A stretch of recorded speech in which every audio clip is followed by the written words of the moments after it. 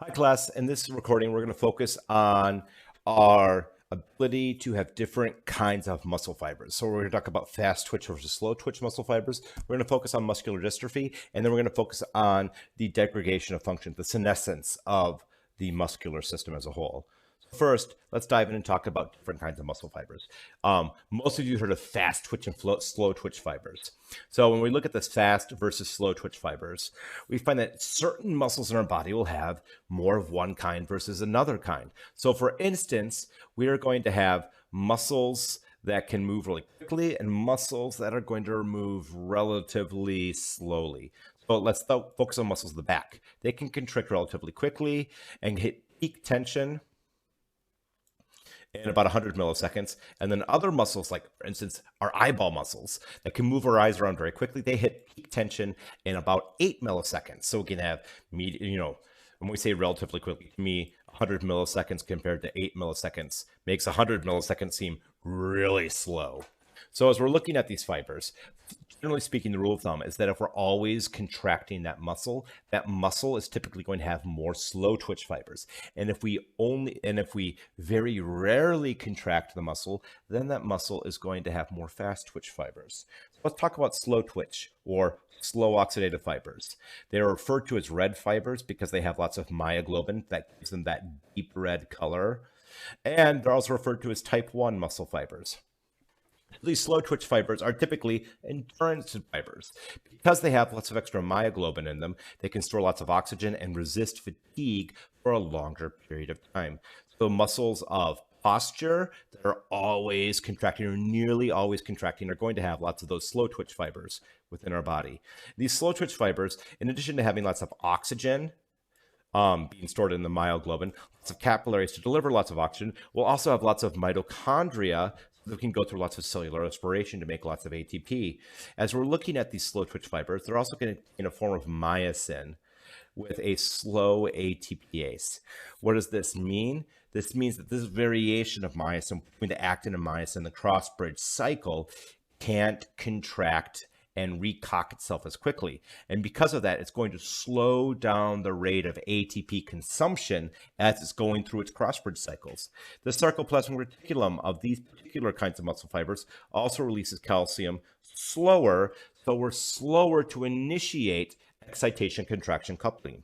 Slow twitch fibers are relatively thin fibers, which is a nice way of saying that if somebody has been going through a lot of endurance training, they typically don't bulk up because they're focusing on training these really thin skeletal muscle fibers. These muscle fibers are also going to be grouped into really large motor units. We're not going to have a lot of fine control over the muscles of our back, the muscles of our lower legs, and this is going to allow for us to contract many of them at the same time to help compensate for the fact that they typically aren't, these muscles are typically going to be grouped in small motor units. What does this mean? This means that we're going to have muscles that are going to give us much more precise movements. So when we think of these muscles of our back or these muscles of our legs, lower legs, these postural muscles, in addition to resisting fatigue, we're also going to have a lot of precision control allowed with these muscle fibers. If we look at our fast twitch fibers, or FG for fast glycolytic, or white fibers, and they're white because they don't have a lot of myoglobin in them. Sometimes they're also referred to as type 2 fibers. These muscle fibers are, well, suitable for quick responses. They're fast, after all. When do we need quick, powerful responses? We need these muscles that can react nearly instantaneously. So the gastrocnemius, as opposed to the soleus of the calf, is going to be a fast twitch as opposed to a slow twitch. Or if we look at the biceps or the triceps or the pectoralis major, big bulky muscles that you see power builders bulking up with, those are going to be lots of the fast twitch fibers. Fast twitch fibers have a variation of myosin in them that can process ATP very quickly. This means that the cross-bridge cycle is going to go faster, and they have a very large sarcoplasmic reticulum that will release calcium much more quickly. So we have excitation contraction coupling occurring in a shorter period of time. In other words, the latent period of a fast twitch fiber is less than the latent period of a slow twitch fiber. These fast twitch fibers don't have a lot of glycogen, or excuse me, myoglobin present in them. So they're going to focus primarily on glycolysis and anaerobic fermentation. So they don't get a lot of ATP per glucose molecule. They can burn through their glucose very quickly. They have a lot of glycogen present, and they also are going to have a lot of creatine kinase, or excuse me, creatine phosphate present. So they're going to have a lot, and primarily on all the secondary or alternative forms of ATP generation, and not on the good standard oxygen being burned up in the electron transport chain that we depend on to make most of the ATP in our bodies. Fast-twitch fibers are going to be very big, thick, strong fibers. They're the big, bulky ones, and they have very large motor units because they give us very powerful movements. So when we think of these fast-twitch fibers, don't think of fine motor control. Think of moving the whole appendage. We also have secondary type of fast twitch. This is the type 2A fibers. Give you an idea of what kind of people have a lot of fast twitch intermediate or type 2A fibers. Think of swimmers or wrestlers. Collegiate swimmers or collegiate wrestlers need to have both a lot of power and a lot of endurance.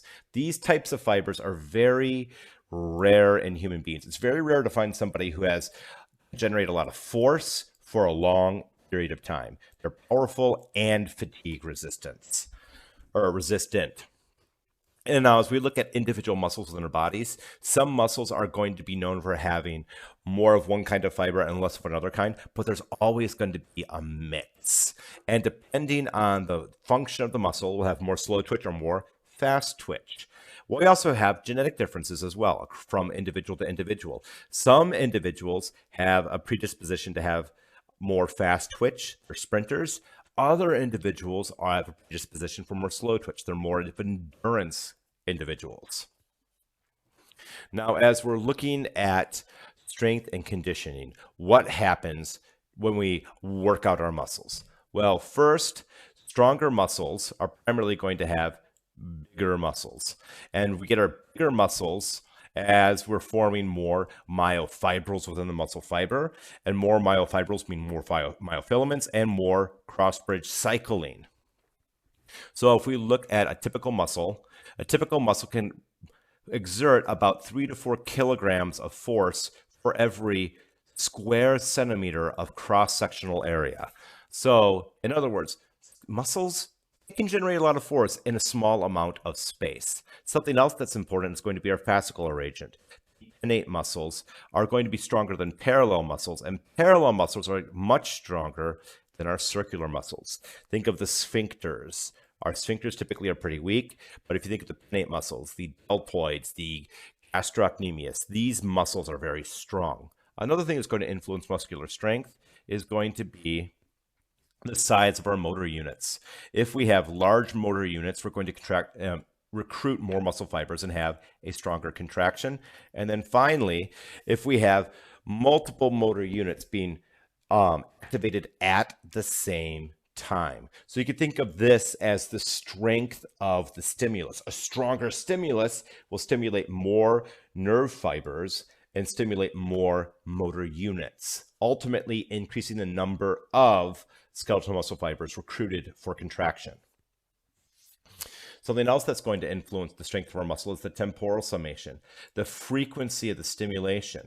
There is a psychological component to this. There also is going to be a physiological component to this. You can train your body to up-regulate the frequency of stimulation. And there's some very interesting studies that have been done that have found that exercising your left leg not only makes your left leg stronger, but it'll even make the right leg stronger, even if you never exercise the right leg. Something else is the length tension relationship. If your muscles are too stretched out, they aren't very strong. If your muscles are fully contracted, they aren't very strong. You want that partial contraction that gives you the optimum length, maximize the amount of tension of contraction. Something else that influences the strength is going to be fatigue. Fatigued muscles physiologically will have less oxygen, less ATP, and will have a metabolic environment that's farther away from homeostasis and cannot contract with as much force. Something else that you can do as an individual to increase your strength is resistance training. In other words, lift heavy things. As you're contracting muscles against a load, you are going to find that you will stimulate muscle growth. We can have it in as little as a few minutes, a few times a week. So if you're exercising a muscle group for 2 or 3 minutes, 2 or 3 times a week, you can make that individual muscle get stronger. Now, I don't know about you, but for me in particular, when I go to the weight room, I do more than just squats or more than just bicep curls. I'm going to exercise multiple muscle groups while I'm there to make it worth my time. But if you really wanted to, you could only do bicep curls for 2 or 3 minutes at a time, 2 or 3 days a week, and make only your bicep stronger. Something else that can make our muscles stronger is growth from enlargement, hypertrophy muscle fibers. As our muscles get bigger because of our resistance training, the muscle fibers themselves are going to make more myofilaments. More myofilaments makes the myofibrils grow bigger. And as we have more myofilaments, we're also going to have more cross bridges, more actin-myosin interactions, increasing the force of contraction. Something else that can increase the strength of contraction and conditioning is endurance training. If you have more endurance training, in other words, if you go for many long runs, you're going to improve and focus on those fatigue resistant fibers of those fatigue resistant muscles. And those slow twitch fibers are going to make more mitochondria, store more glycogen, and have a greater density of blood capillaries, making it so you can have more oxygen delivery and more ATP generation. This endurance training is also fantastic for improving skeletal strength or bone density. Endurance training is going to temporarily induce a state of hypoxia or low oxygen concentration in our blood.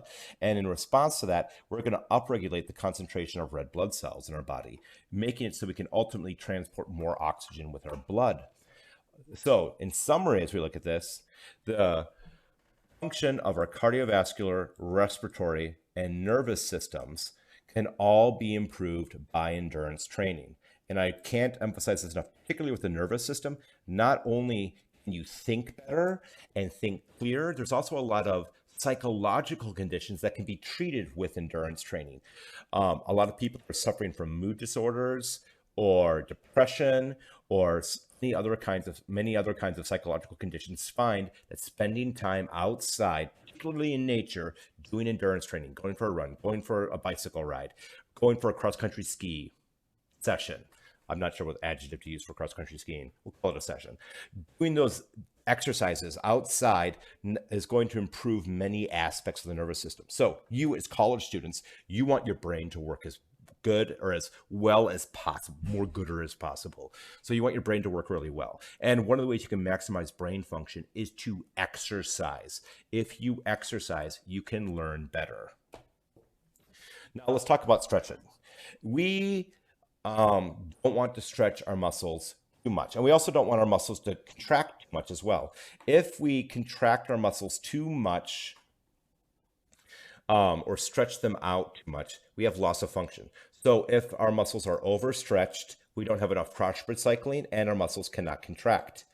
Smooth muscle in particular, muscle of the digestive and respiratory tract, or just the tubular organs of our bodies, is an exception. It can contract forcefully even when it's greatly stretched out. And one of the reasons for this is that smooth muscle does not have any sarcomeres, and it has a completely different method of contraction, which we don't have time to talk about in this class at all.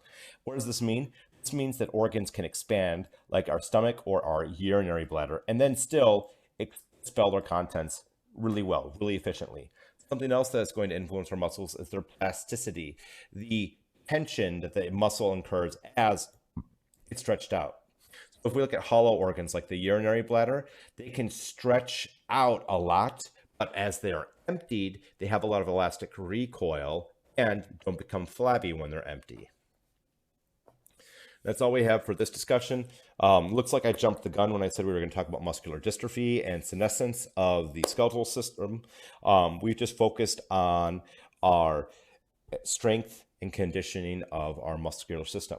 If you have any questions, please focus on posting them to the discussion board, shooting me an email, and as always, happy studies.